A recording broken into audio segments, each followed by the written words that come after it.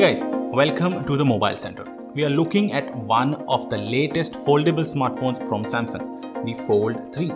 It's gotten cheaper and it's gotten better in a lot of key areas. But has it come far enough to replace a traditional smartphone like the S21 Ultra in your pocket? That's what I will try to answer in this video. So let's start. Z Fold 3 is completely opposite story from Samsung's other foldable, the Flip 3. What Flip 3 does is that it folds in half of a regular everyday smartphone to offer a compact, pocketable smartphone. But what Fold 3 does is that it extends into a larger display to let you do a lot of things at one go. So clearly, it is targeted for power users, and it's evident because Samsung's Swiss knife of a phone, the Note series, was discontinued to make room for the Fold 3, which brings along the S Pen goodies this year around. So yes, you can use pen on this thing, not on the outer display but on the inner. We'll talk about it in a minute. I understand that foldables come with this preconceived notions around durability, but I have used last gen Flip and Fold 2 extensively in the past, and I can assure you that these phones are durable and are only going to get better and safer more than ever, as they bring along IPX8 water resistance too. If that's not enough, Samsung is giving 1 year free Samsung Care Plus with Flip 3 and Fold 3 here in the UAE and in a lot of other countries. Design-wise, Fold 3 is really nice. It's this industrial look and everything's just perfect and things have gotten better, and it still looks very similar to Fold 2 and yet has progressed further on the durability factors. That's because most of the changes are under the hood, like IPX8 rating that brings water resistance like I told you. And this is happening for the foldable phone for the first time ever.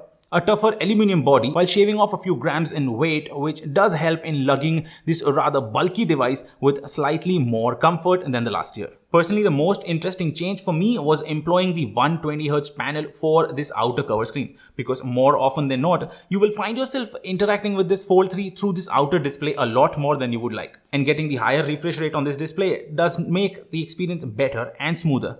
But keep in mind that this cover display does not have a digitizer that is required to use the S Pen.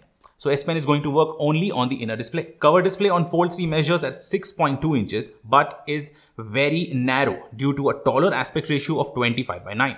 So this isn't your ideal display and probably would just be good enough to quickly make phone calls or respond to a notification quickly. Doing regular things like browsing or using social media or watching videos, etc. would be better off on the larger inner display, because the outer display makes everything tiny and there's not enough support from apps to adjust to this unusual aspect ratio. So every time you use Fold 3 with the cover screen, you are making some sort of sacrifice when compared to the usual smartphones. So at this point, you must be thinking, that's alright, I've got a bigger 7.6-inch display on the inside that is going to handle everything like a champ.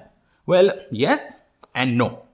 Yes, it does a brilliant job at giving you a larger panel to do multiple things at the same time.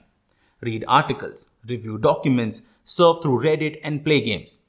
And no, because it still suffers from a similar problem of app scalability, mostly in case of watching videos. You will always have thick black bars on top and bottom. Or using Instagram, for example, you will have these empty bars on the sides, which in some way Samsung addressed by including a feature tucked under a setting called Labs. You can choose individual apps and make them fill the screen rather than leaving empty bars on the side. Now, this works okay, but definitely not as good as native support you will have on usual smartphone aspect ratio. And it's only going to get better once Google brings in the foldable support to Android natively. Meanwhile, Samsung continues to enter into partnerships with app developers to bring tablet UI to their respective apps on the Galaxy Z Fold. And while on that road, Samsung also partnered with WhatsApp to let you move your WhatsApp backups from an iPhone to Galaxy Flip and Fold line of phones without any compromises. Samsung continues to push the envelope with their foldables and uses top-notch specs for their phones. You get Snapdragon 888 and 12GB of RAM with up to 512GB of storage space. That's good enough spec sheet for a powerhouse of a smartphone, and as expected, runs smooth with the help from Samsung's One UI over Android 11. One UI on Z Fold 3 of course has some additional features of its own to differentiate it from regular smartphones, for example.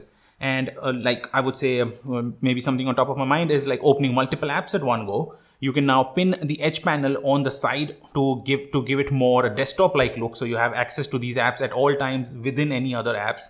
But I'm not sure if that's really useful because you can always access these apps from your app drawer or from the different screens that you can build up. Anyway, the feature's there.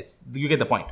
And unlike Flip 3, there is DeX mode as well for Fold 3, which allows you to connect your phone to a laptop and get access to a laptop-like UI and transfer files or use apps installed on the phone on a larger screen.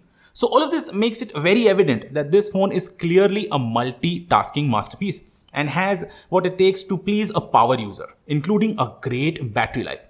This phone comes with a 4400 mAh battery, and although it is slightly smaller than the Fold 2, it does perform at par because of improvements in the other areas, such as a new technology on display called Eco OLED, which uses newer LED arrangement to offer more brightness and consume lesser power at the same time, resulting in brilliant battery life results. This new display tech also allowed Samsung to tuck in this under-display camera on the inner display to give you that seamless feel on this large display. It's not completely hidden, but blends in much better and makes you forget about it being there easily. Though, you should just use this inner display selfie camera for just video calls because of the poor quality, and for picture, I would rather stick to the 10 megapixel selfie camera on the cover display, which gives really good results. And if that's not enough, then use the main cameras at the back that has a trio of 12 megapixel wide, ultra wide and telephoto lenses, and use the cover screen as your viewfinder.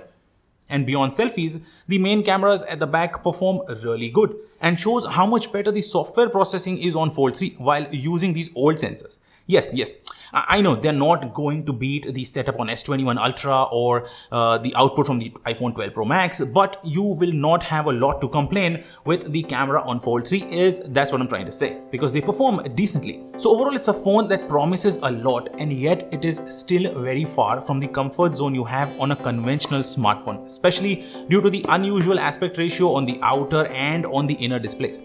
But that's the whole point, guys, isn't it?